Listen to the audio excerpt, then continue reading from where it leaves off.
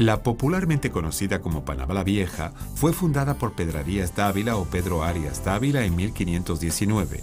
Fue la primera ciudad construida por los españoles en el entonces recién descubierto Océano Pacífico, y con el tiempo y pese a las numerosas vicisitudes y catástrofes sufridas, fue un puerto de capital importancia porque en ella confluía gran parte del oro y la plata americanos.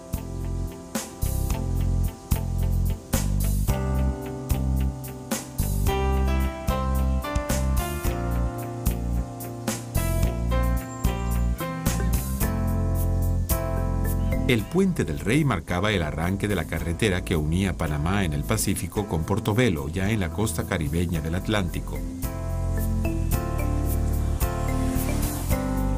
En esa misma carretera y situado frente al mar, se erigió en 1573 el convento de San Francisco, del que solo quedan unas pocas ruinas.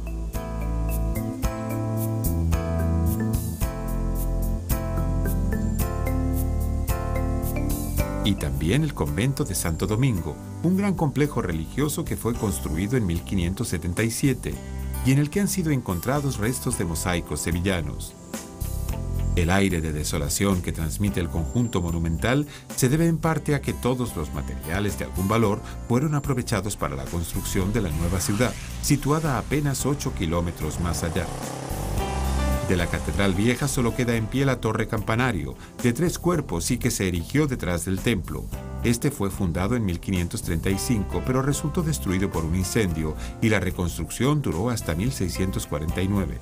La planta original de 3 naves, todavía reconocibles, tenía forma de cruz y quedaba dominado por la torre que más parece una atalaya medieval que un campanario.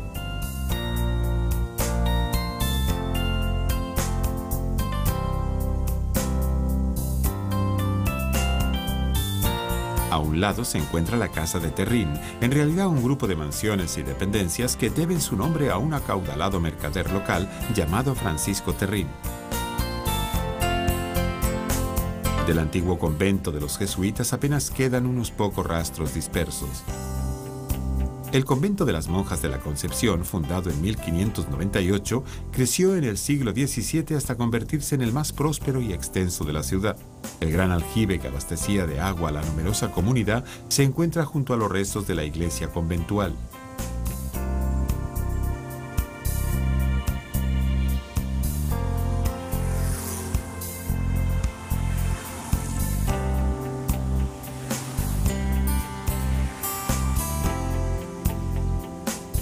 De la casa de los genoveses o mercado de esclavos, perdura más la infausta memoria de su función que no la obra propiamente dicha.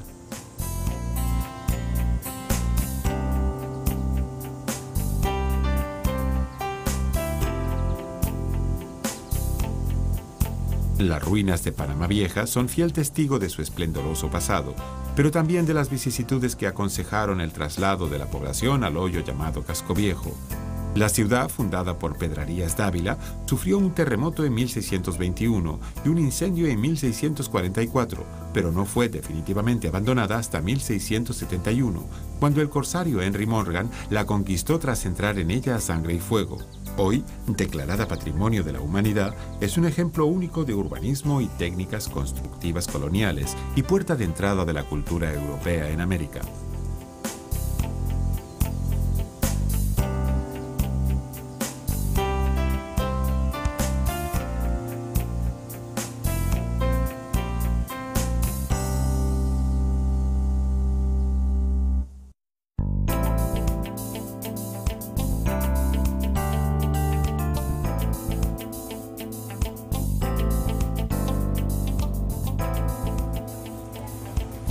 Con sus más de 2.800.000 habitantes, la actual Panamá es una ciudad alegre y abigarrada, en la que conviven etnias y culturas bajo un clima que se muestra benigno a lo largo de casi todo el año. Fue oficialmente fundada el 21 de enero de 1673 a unos 7 u 8 kilómetros de Panamá la Vieja. Debido a su privilegiada situación, hoy en la boca del canal y entonces cerca de la carretera de Portobelo, la ciudad no tardó en crecer y en la década de 1950 volvió a enlazar con la zona histórica a la que ha rodeado y sobrepasado en la actualidad.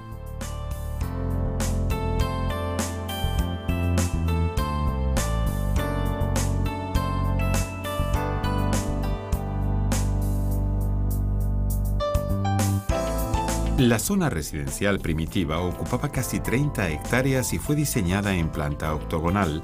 En el casco viejo predominan las construcciones de estilo francés y norteamericano sobre las primitivas mansiones coloniales, ofreciendo buenos ejemplos de estilo neoclásico e incluso art déco, aunque también hay un fuerte componente local, sobre todo en lo relativo al colorido y la decoración de fachadas y balcones, contrastando las construcciones populares con la sobriedad de los edificios oficiales.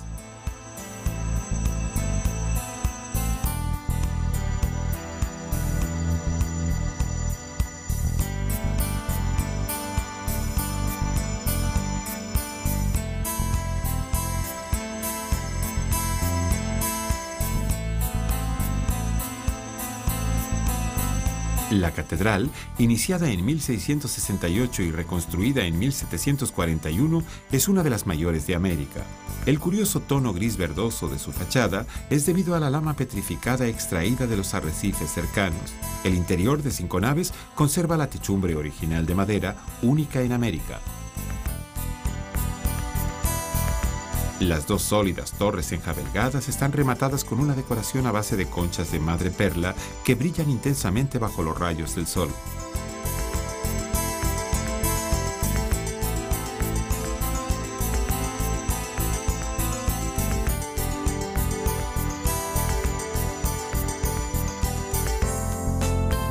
Otra de las iglesias coloniales es la de la Merced, que data del siglo XVII. Es de 3 naves y posee una techumbre sostenida por pilares de madera, hoy reforzados con cemento. Las dos torres están rematadas con cúpulas de factura algo tosca.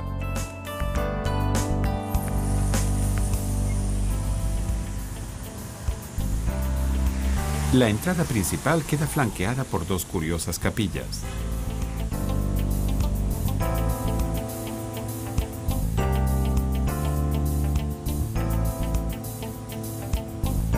Según la leyenda popular, en la iglesia de San José, construida en 1671, el retablo dorado del altar mayor fue traído de Panamá la Vieja, pero en verdad es de finales del siglo XVII.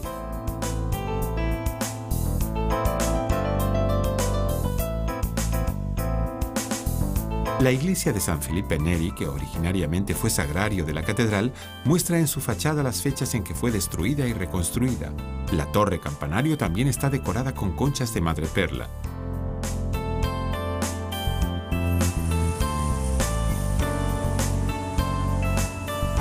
El estudiado eclecticismo con que fue reconstruida en 1918 la iglesia de San Francisco no permite apreciar la importancia histórica anterior de este convento que en 1756, tras la expulsión de los jesuitas, pasó a ser el centro para la propagación de la fe en Panamá.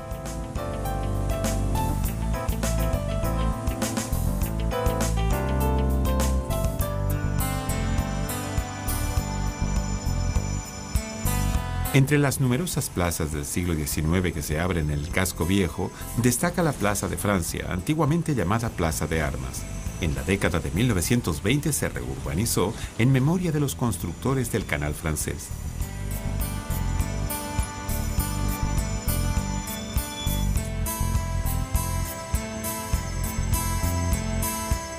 Bajo sus arcadas, 12 paneles de mármol relatan la dramática historia de la construcción del canal. En torno al obelisco central, coronado por un gallo, se alzan los bustos de los principales actores de aquella gesta heroica pero fallida. Circundando la plaza están las bóvedas, antigua cárcel de la Audiencia de Panamá, actualmente sede del Instituto de Cultura.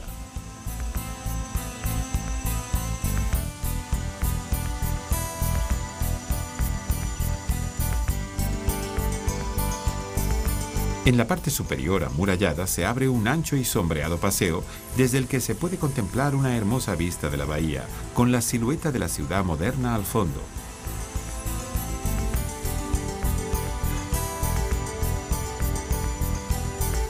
La Plaza Bolívar, inaugurada en 1926, está presidida por el monumento en memoria del héroe de la Independencia.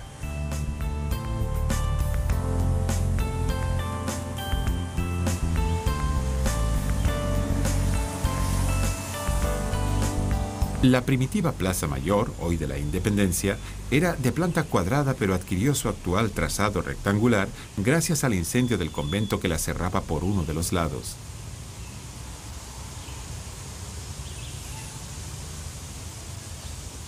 Y de idéntica manera surgió la Plaza Herrera, en cuyo centro se alza la estatua ecuestre de ese ilustre general panameño.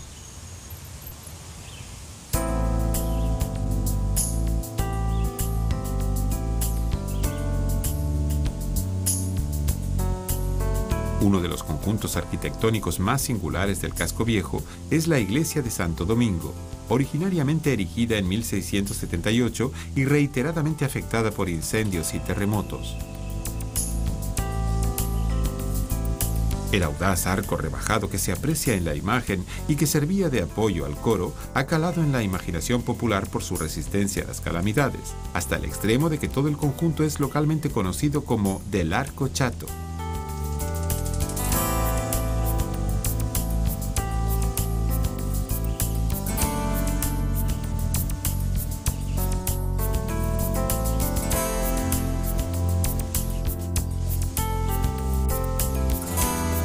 Desde el siglo XVIII el convento estuvo abandonado, pero en 1981 la iglesia fue reconvertida en Museo de Arte Religioso Colonial, en el que se exhiben piezas religiosas en parte procedentes de Panamá la Vieja.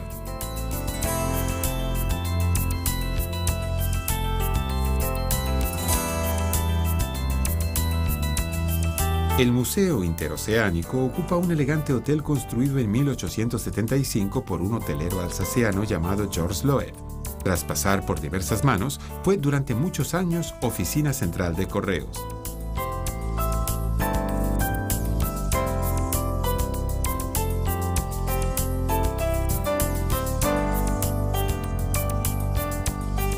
En este edificio, hoy ocupado por el ayuntamiento, se consumó la independencia de Panamá.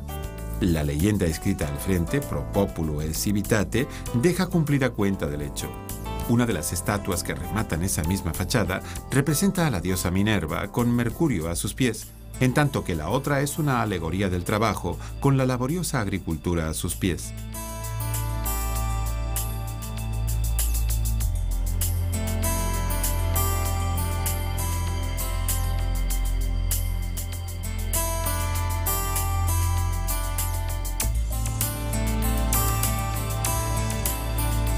El Hotel Central, edificio neoclásico de finales del siglo XIX, conoció su mejor época coincidiendo con la culminación de las obras del canal.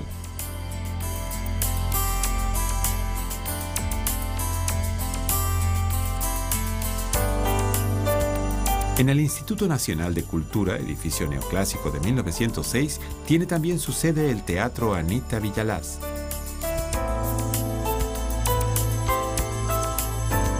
El edificio Bolívar, antiguamente propiedad de los hermanos de la Salle, será la futura sede del Ministerio de Exteriores.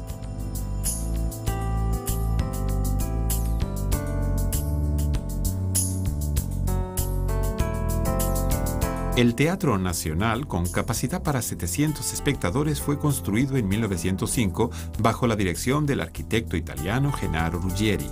En la fachada principal flanquean la entrada dos estatuas alusivas al teatro y la música, acompañadas de una serie de medallones con la efigie de insignes figuras de las artes.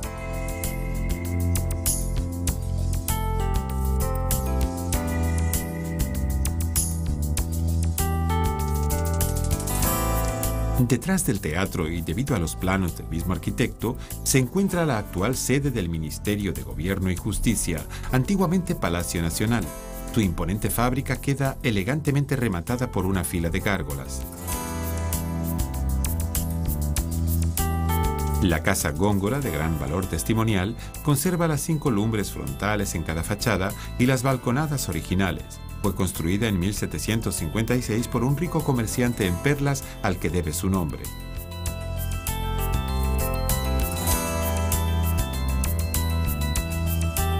Su supervivencia es casi milagrosa en una ciudad tan propensa a los incendios.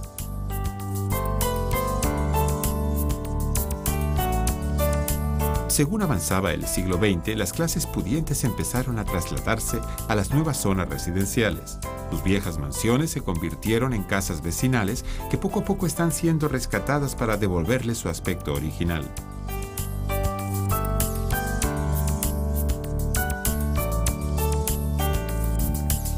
El Palacio de las Garzas, actual residencia del presidente de la nación, debe su nombre a las aves que habitan en el patio central, con una fuente en medio y de influencia inequívocamente andaluza.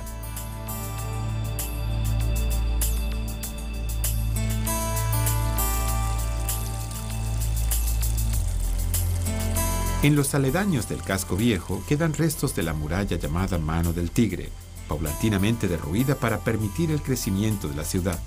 Todavía permite hacerse una idea del grosor de ese muro levantado como protección contra los piratas.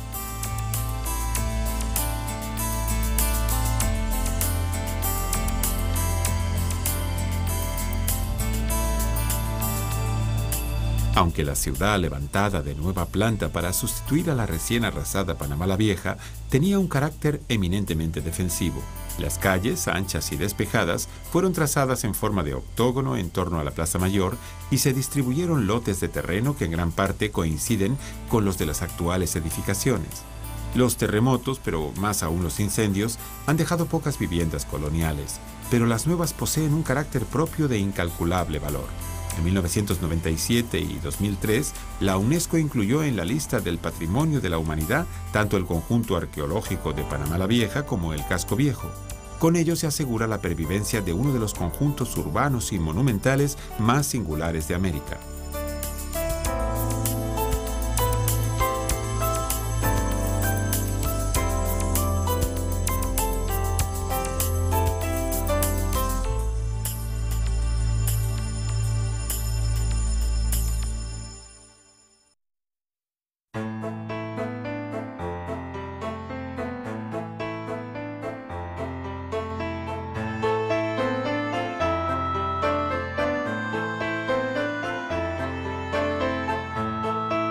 El Parque Nacional Darién ocupa una superficie de 579.000 hectáreas y no solo es el más grande de Panamá, sino de todo Centroamérica.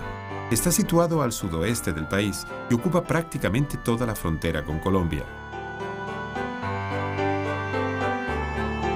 El área protegida arranca en la costa del Pacífico y es una sucesión de playas, manglares y lagunas litorales que enlazan sin solución de continuidad con los bosques pluviales de Cerro Tacarcuna, que con sus 1.845 metros de altitud es el punto más alto del parque.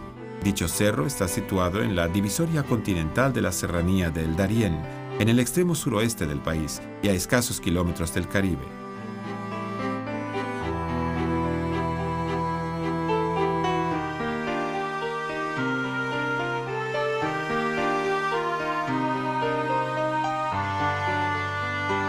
Las principales cordilleras y serranías del parque son de origen volcánico y todavía parecen activas las tobas y lavas que ponen de manifiesto el cataclismo que las formó.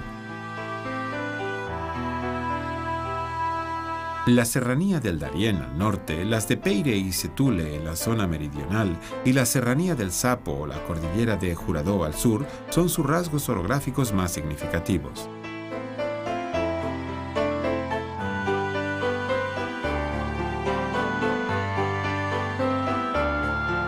En el parque nacen los ríos más importantes de la región, entre ellos el Tuira, el Balsas, el Zambú y el Jaque, todos ellos parcialmente navegables y sometidos a grandes variaciones de caudal.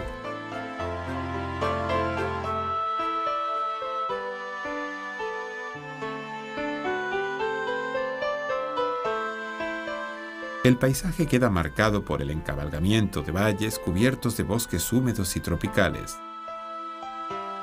El ya de por sí alto dosel arbóreo queda rematado por gigantescos ejemplares de cuipos que estallan a finales de verano cubriéndose de espectaculares tonos rojos y anaranjados. El amarillo intenso de las flores del Guayacán anuncian la llegada de las lluvias.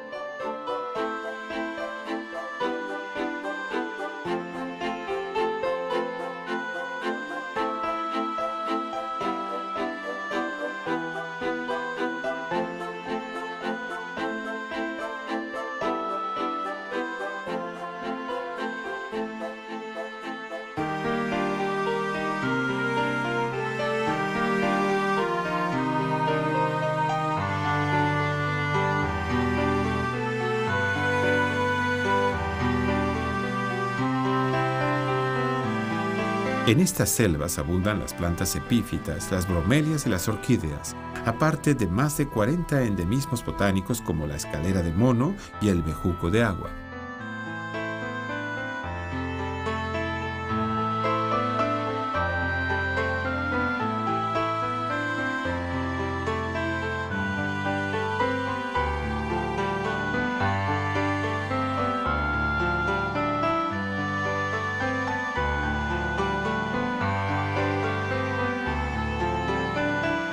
El Darién ha sido desde siempre un lugar de paso y encuentro de la fauna de América del Norte y del Sur, y por lo tanto un enclave crucial para el desarrollo y estímulo de la diversidad vegetal y animal.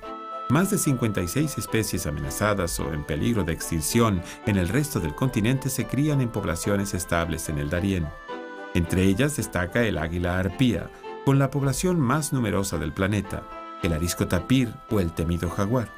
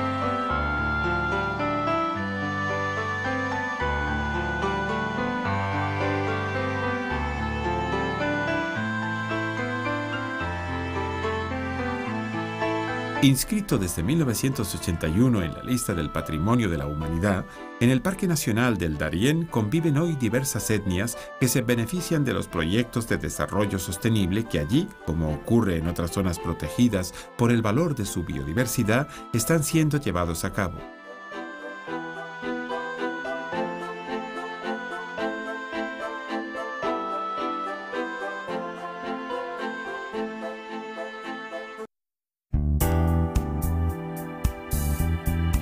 La ciudad de Portobelo está situada en la orilla atlántica del Golfo de Panamá, al fondo de la bahía del mismo nombre. El lugar fue descubierto y bautizado por Cristóbal Colón el 2 de noviembre de 1502 en el curso de su cuarto viaje a las Américas. Casi desde su fundación, Portobelo fue repetidamente atacado por piratas y corsarios. El primero de ellos fue Francis Drake en 1596. Sus restos reposan en un islote de la bahía. Posteriormente lo harían William Parker en 1602, Henry Morgan, que la destruyó en 1668, y por último el vicealmirante Edward Vernon en los años 1739 y 1741. La ciudad se convirtió en un foco comercial de gran importancia debido a sus famosas ferias, celebradas a la llegada de los galeones procedentes de España.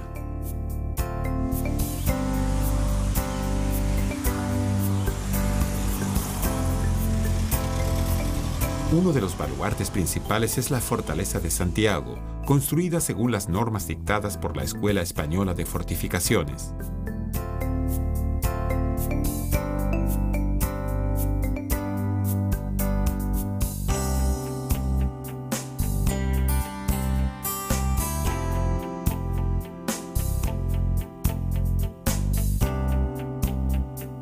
Las murallas con troneras delimitan la plaza de armas, cuya parte frontal queda reforzada por una plataforma para la batería de cañones apuntando hacia el mar.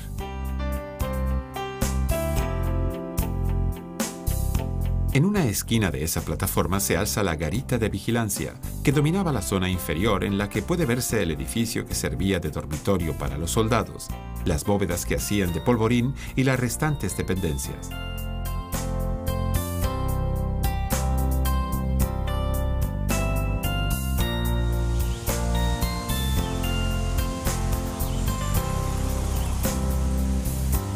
A casi 1 kilómetro de distancia y justo a orillas de la bahía, se construyó la fortaleza de San Jerónimo. La entrada principal era una sólida construcción en cuya fachada subsiste un medallón con la fecha de su fundación, 1758. En el interior del despejado recinto destacan los restos del cuerpo de guardia, el edificio para el alojamiento de los oficiales y un gran cuartel con capacidad para 200 soldados. Del lado contrario se encuentran una batería baja con 12 cañones, una muralla con tronerillas para disparar con armas ligeras y la caseta del polvorín.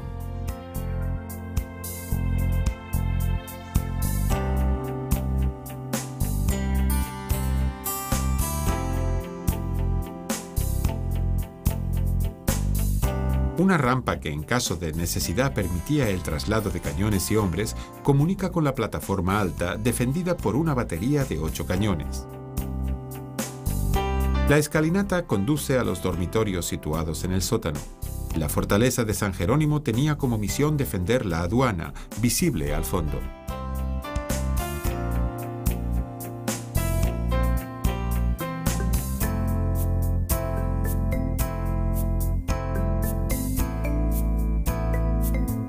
En la orilla norte de la bahía y casi frente a la de San Jerónimo, fue levantada la fortaleza de San Fernando, el tercer baluarte en forma de estrella para la defensa de Portobelo. Este complejo defensivo constaba de 2 cuerpos. El inferior, dispuesto longitudinalmente a la bahía, tenía en su plazoleta central una batería de 18 cañones, un polvorín, los dormitorios y las bóvedas para guardar alimentos. Una salida lateral permitía el acceso a las escalinatas de comunicación con el cuerpo superior, desde el que se dominaba la bahía, la población de Portobelo y una fracción de la costa.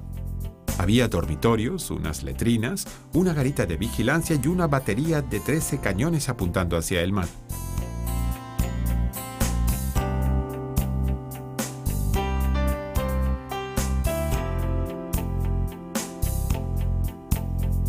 Portobelo contó con una de las casas de contratación más activas de América, verdadera joya de la construcción colonial.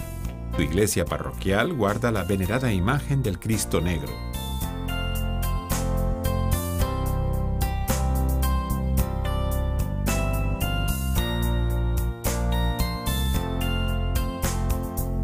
Cabe decir que las fortificaciones de Portobelo, construidas cuando ya la piratería era un recuerdo del pasado, nunca llegaron a ser puestas a prueba, porque poco después de su culminación, España cambió las rutas comerciales y Portobelo dejó de tener importancia estratégica.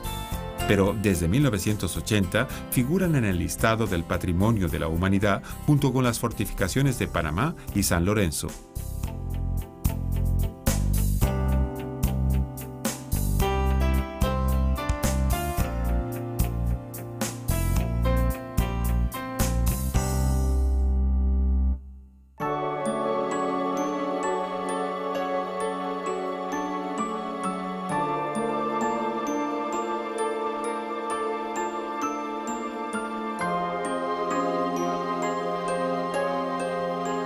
El castillo de San Lorenzo fue construido en el siglo XVIII a la orilla del río Changres, justo en la desembocadura de este en el Atlántico.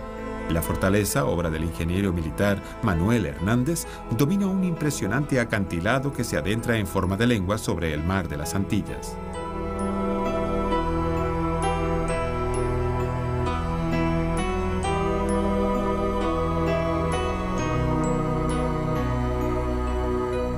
Se trata de una fortaleza abaluartada que por estar situada sobre un promontorio tiene el grueso de la fortificación orientado hacia tierra para prevenir un ataque.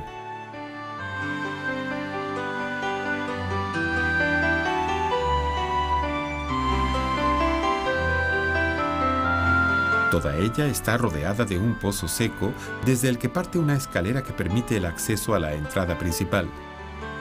En la luneta hay una batería de 10 cañones orientados al mar, en tanto que por detrás se alzan los muros y baluartes para prevenir un ataque por tierra.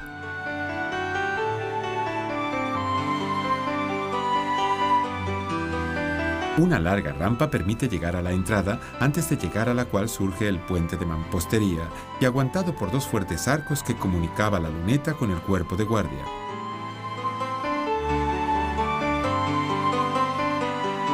Este es un sólido edificio cuadrangular, construido en ladrillo y dotado de una gran cúpula que le confiere un aspecto muy compacto. Desde allí se dominan la plataforma inferior y los restos de los edificios destinados a albergar la tropa y los oficiales, así como el aljibe para el almacenamiento de agua.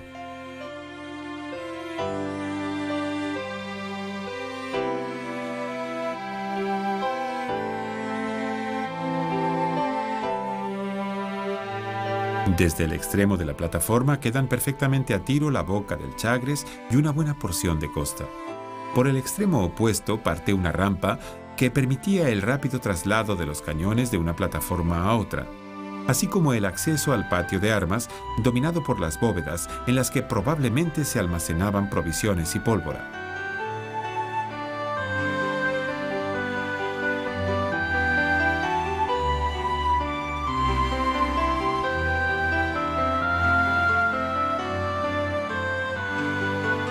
El castillo de San Lorenzo fue oficialmente abandonado por España en 1821 a raíz de la proclamación de la independencia del entonces llamado Istmo de Panamá. Durante el periodo en que Panamá formó parte de Colombia, la fortaleza fue utilizada como prisión. Posteriormente aún conocería una nueva utilidad, ya que durante algún tiempo se convirtió en el punto de llegada y distribución del correo que llegaba de Europa a través de Inglaterra.